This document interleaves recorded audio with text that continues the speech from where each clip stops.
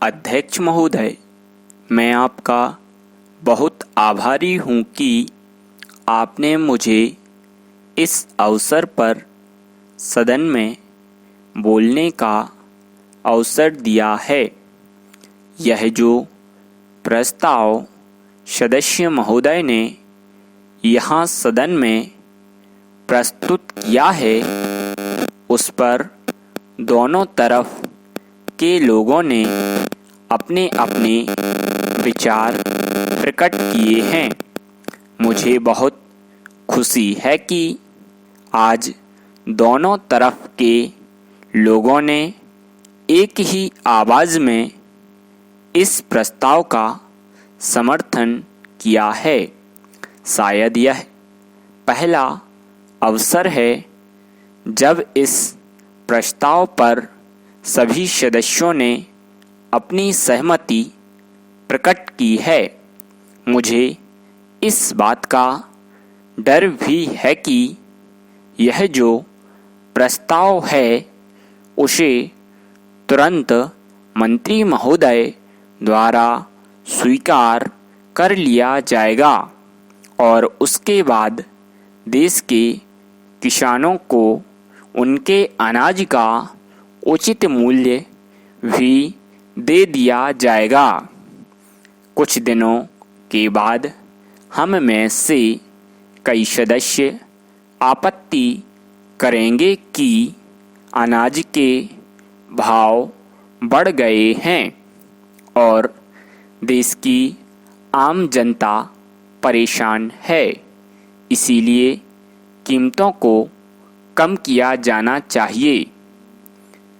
ऐसी अवस्था में मेरी समझ में यह नहीं आता है कि यह सदन किसानों को उनके अनाज का उचित मूल्य दिलाने में मदद करेगा या फिर देश की आम जनता को सस्ता अनाज दिलाएगा।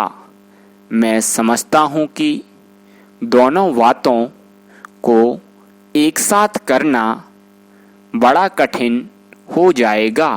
पैरा अध्यक्ष महोदय, यह हमारे देश का सौभाग्य है कि यहाँ कृषि का काम करने वालों की संख्या बहुत अधिक है। अभी कुछ समय पहले हमारे योजना मंत्री जी ने बताया है कि देश में बेरोजगारों की संख्या बहुत बढ़ रही है, जिनको हम खेती के काम में लगा सकते हैं। हमें ऐसा कोई भी काम नहीं करना चाहिए जिससे बेरोजगार लोग खेती का काम छोड़कर शहरों की तरफ आना शुरू कर दें।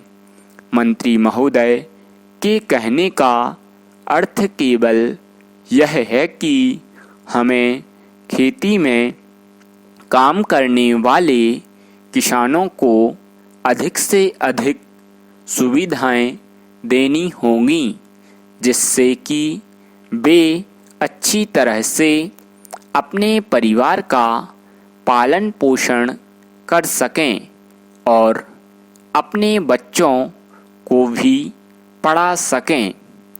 एक समय था जब इस देश का किसान कर्ज में पैदा होता था, कर्ज में बड़ा होता था और कर्ज में ही मर जाता था। आज वह स्थिति नहीं रही।